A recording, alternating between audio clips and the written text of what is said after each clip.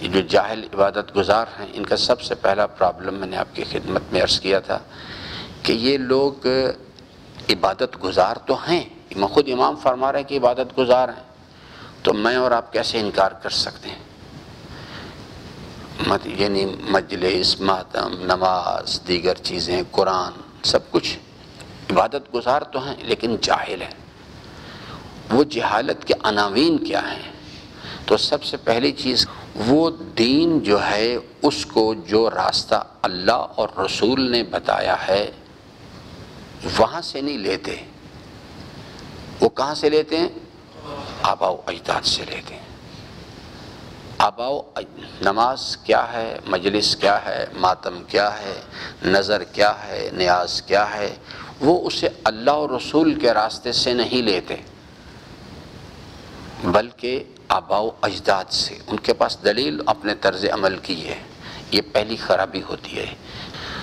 دوسرا مسئلہ جو ہے وہ حکم نہیں جانتے۔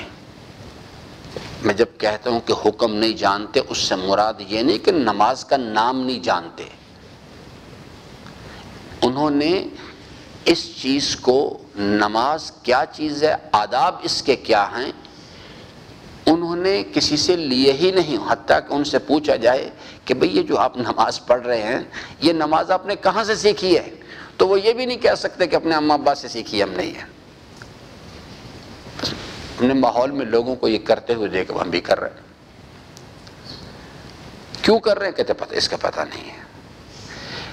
آداب، حکم پتہ ہونا چاہیے۔ وہ لوگ جو ہیں جاہل عبادت گزار کی دوسری خصوصیت، اسے حکم کا پتہ ہی نہیں ہوتا۔ اسے تو میں ان لوگوں کی بات نہیں کر رہا جو نماز پڑھتے ہی نہیں ہیں، میں ان لوگوں کی بات کر رہا ہوں جو نماز پڑھتے ہیں مگر بے خبر ہیں حقائق سے، انہیں پتہ ہی نہیں اس چیز کے بارے میں کہ حکم کیا ہے۔ اور پھر تیسری چیز میں نے کیا عرض کی تھی، وہ اس حکم کی حکمت نہیں جانتے۔ اللہ تبارک و تعالی نے جب نماز کا حکم دیا تو ساتھ یہ بھی بتایا کہ میرے بندے مجھے تیری نمازوں کی کوئی ضرورت نہیں بالکل بھی، اور نہ ہی میں نے بے مقصد حکم دیا ہے، یہ تیرے فائدے کی چیز ہے۔ جاہل عبادت گزار جو ہے اس کا تیسرا پرابلم، اسے حکمت کا پتہ ہی نہیں ہوتا۔ چوتھی چیز، جاہل عبادت گزار کا کیا طریقہ کار ہوتا ہے، وہ آدمی جو ہے وہ کبھی اپنا محاسبہ نہیں کرتا۔ جاہل عبادت گزار کی خصوصیت ہوتی ہے وہ عمل کرتا ہے، اس کا طریقہ کار یہ ہوتا ہے، کیونکہ جو معرفت والا عبادت گزار ہے اس کا طریقہ کار کیا ہے، وَقَالُوا سَمِعْنَا وَأَطَعْنَا، اس کے پاس اپنی مرضی کچھ نہیں ہوتی، بس اس کو صرف انتظار ہوتا ہے ادھر سے حکم آئے اس نے فرما برداری کر لی، بس اگر فرما برداری میں کوتاہی ہو گئی فوراً توبہ کرتا ہے، ندامت کا اظہار کر کے پروردگار غلطی ہو گئی ہے، لیکن اس پہ چوں چرا نہیں کرتا، عذر پیش کرنے کی کوشش نہیں کرتا۔ اس کا روش کیا ہے جاہل عبادت گزار کی، نؤمن ببعض ونکفر ببعض، یہ اس کا طرز عمل ہے، اس کی خصوصیت ہوتی ہے۔ اس کو سمجھانے کی کوشش کی جائے یہ نہیں سمجھتا، کہتا نہیں بس السلام، جو ہم نے کہہ دیا ختم، کوئی عقلی و نقلی دلیل تسلیم کرنے کے لیے تیار نہیں ہوتا کبھی بھی، کیونکہ وہ جو سورہ ملک کی بحث ہے نا، لو کننا نسمع او ناقل، وہ آمادہ نہیں ہوتا، کہتا سوال ہی پیدا نہیں ہوتا۔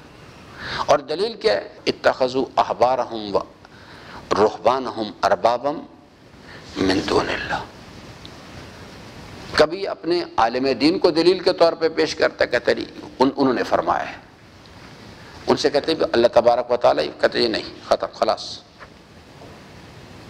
یا اپنے آباء و اجداد کو دلیل کے طور پہ لے کے آتا ہے۔ اور آخری خصوصیت جاہل عبادت گزار کی، اگر ان کے پاس قدرت آ جائے کسی کی بات کو سننے کے لیے تسلیم کرنے کے لیے تیار نہیں ہوتے، اگر قدرت آ جائے جو مخالفت کرتا ہے کہتے اسے ختم کر دو،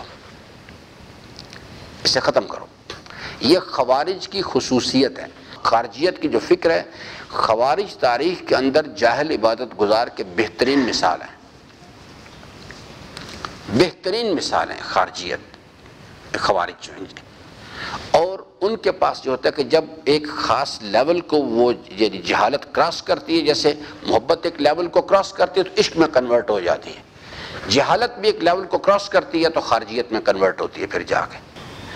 تو خارجیت ایک جہالت کی سپرلیٹو ڈگری ہوتی ہے، جاہل عبادت گزار کی.